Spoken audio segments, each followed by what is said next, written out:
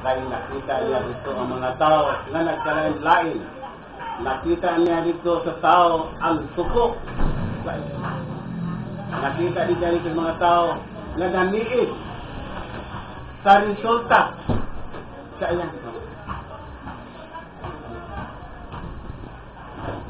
o din sila lang ka mga tao ngayon nakitaan nga dito nga may tampong nga nagmahal sa Ginoo.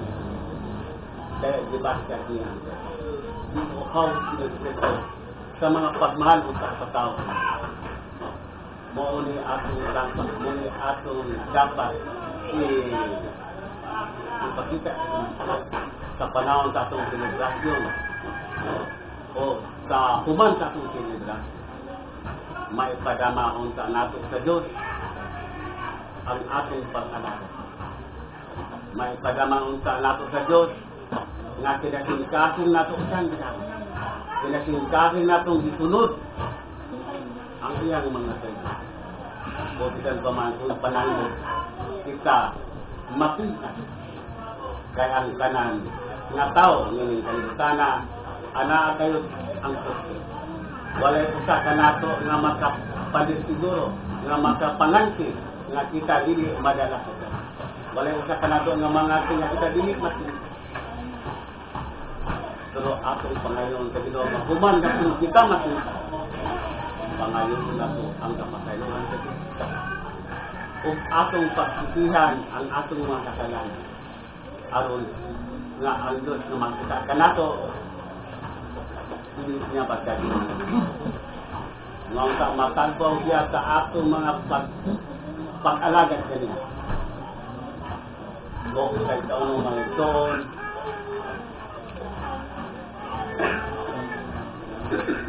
sa mabasa na ito, gawan 19:30, sa diha, nga nakita na ito. Sa diha, nga nakita na ni Diyos Kristo, nga halos ang tanan niyang obligasyon. Matuman na. Hindi siya. Nahinsip na ang iyang obligasyon.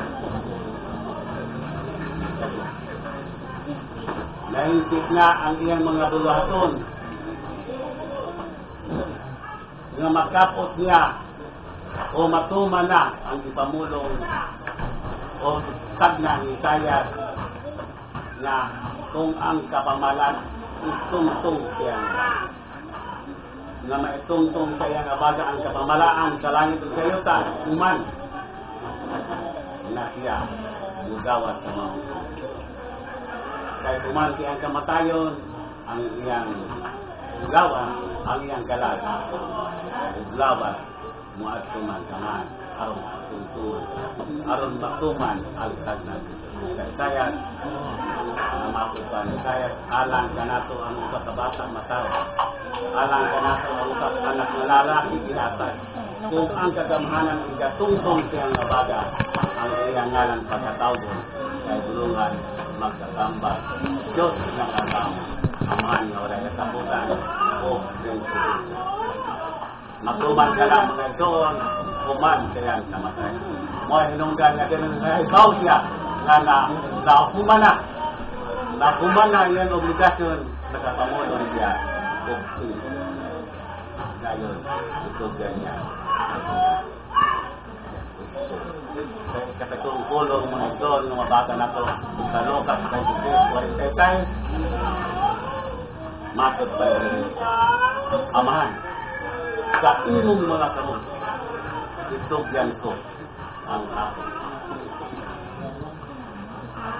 So, siguro sa Kristo lang ako lang higayon nga napatay mo yung kalibutan na usak mamatay ang iyang espiritu itugyan mga ito atong unang-unahon nga si Kristo ito pa kung hatong hatagan o pagtulunan ngano nga si Kristo ilang sa mga filosofiya iyang mga ison, ngayon, bilang kang Kristo, para din mo. Panato ng mga mag-alaga sa Diyos. Nilansang siya sa krus, padupa siya sa krus, kaya gusto niya hidupan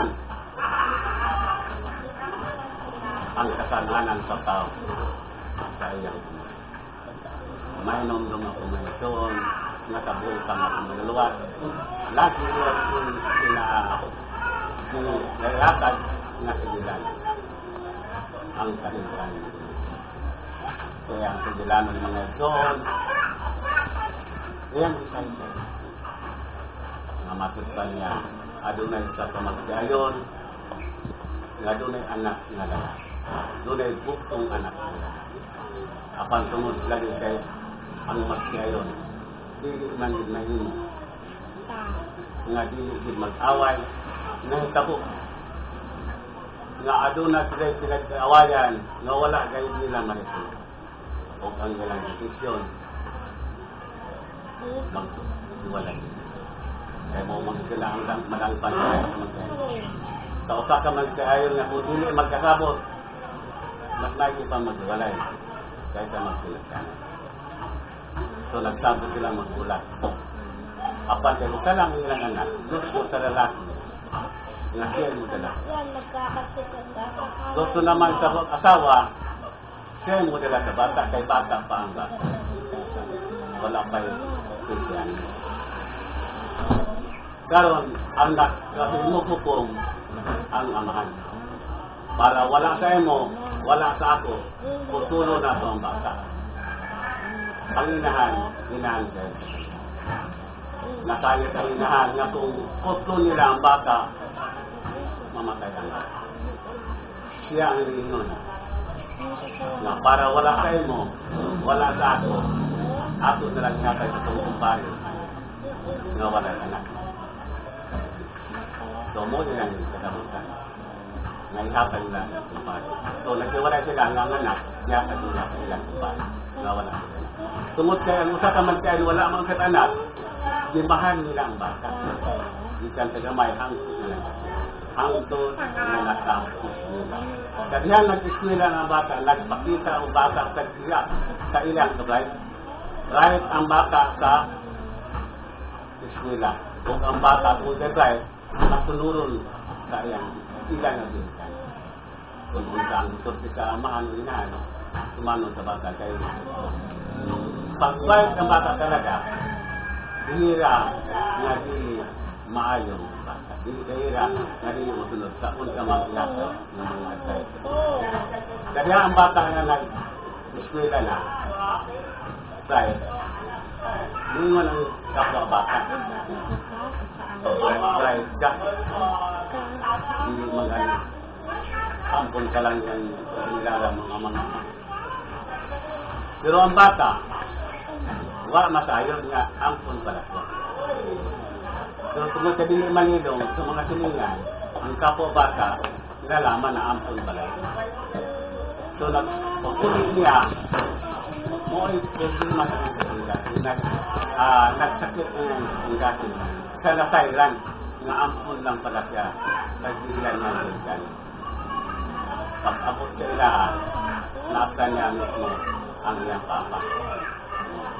Pag-alin, sabi tanong agad, pa, pag-ampun mo lang pala.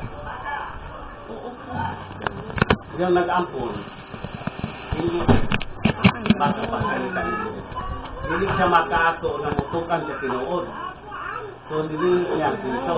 Ang tagal-tagal mo, sige, tuloy ka sa kusina para kumain na siguro gusto ka na ngayon. Ang bata, dahil nasanay nga hindi na piling makipag-ego sa iyang papa, sumunod. Dito ko siya mama. Amin, ma, ampun nilang pala. Yan ang nangyari sa nanay. Ang tagal-tagal mo. Sige na, kaya na ka. Kaya ka na, pagdong ka na. Hindi niya natagot ang kanungan. Ang bata, bisan sa iyang kaugalingan na wala matubag ang iyang pangutana, tungkol kay isubo sa inahan o ang tahan nga, pataon nun, nagtaon. nagsaw sa lupa. Eh, natayag na siya ampun lang. Pero gusto niyang marinig na manggagaling sa kanyang sinilalang ama't ina na talagang ampun siya. Kaya kumain siya, nagtulo ang luha. Tungod niya na nagkasakit ang bata, kasakit sa katingkasin. Kaya wala matulag sa mga ginikanan, ang tinuod, wala isulti sa ginikanan, ang tinuod niyang kaya na ampun talaga. Mula kasakit ng bata, nakita sa mga nag-ampun na mamamatay talaga ang bata, doon na sila nagkakasusa. Na kailangan talaga na malalaman ito sa tunay na mga magulang. Dahil ang bata sa nagkasakit na, nag-aluras na sakit, mo galing sa kabila, tawag papa. Doon sa nag-ampon, balik sa kabila, tawag mama. Doon naman yung ampon babae. So, nasabtan sa mga nag-ampon na kailangan talaga makita ang tunay ng mga magulang. Nagkausap, kailangan hanapin. So, nilanap ng lalaki yung kumpare niya at kumari. Bawat isa sa kanila, nakausap na ang bata, mapili Diyos, nagkasakit. Kailangan hinahanap talaga kayo. Bawat isa sa kanila, babae lalaki, nag-alinlangan pagbalik. Dahil ayaw niya makita pa yung asawa niya. Yung babae naman, nag-alinlangan din, ayaw niya makita na pa yung asawa ng lalaki. Pero dahil sa sinabi ng kumpare nila na talagang mamamatay ang bata, kailangan nandoon kayo, napilitin lang pumunta. Pagdating doon, nakita nila ang bata na grabe na. Nung maramdaman sa bata na lumating ang tunay niyang mama at papa, tinawag agad niya, pa. So lumapit yung tunay na papa. Anak ka dito ako. Ano ba ang nangyari sa'yo? Tapos lumingon, tinawakan yung kamay, lumingon naman sila, mama niya, ma. Oo, wala kang dito ako. Bakit? Magpagkatay ka. Kailangan kami nagsalita. Pero ang sabi sa bata, hinawakan niya yung kalawang kamay yung mama niya. At ang papa, sabi niya, ma, sana bago ako mamatay, magbalikan kayo. Kaya yung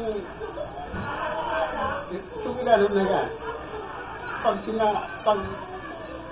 isipin na sa atong manluluwas, halos madunag ako sa sisingkasin na namatay ang bata. Nagkauli man ang mga ginikanan pero namatay na ang bata.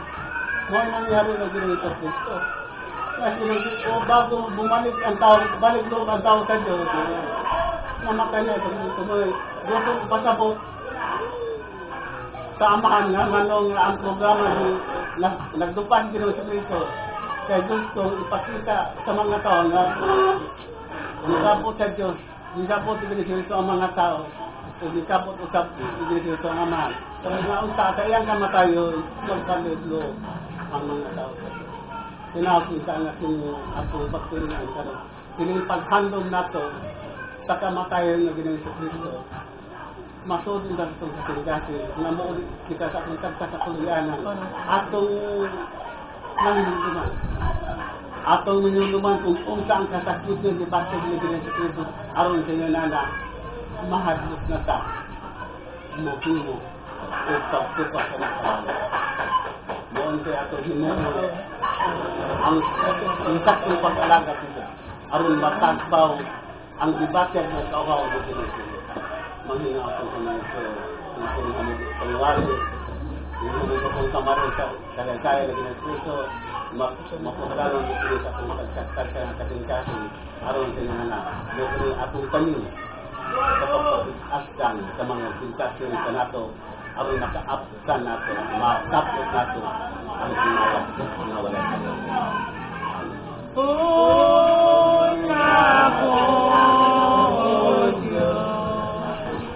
Bye.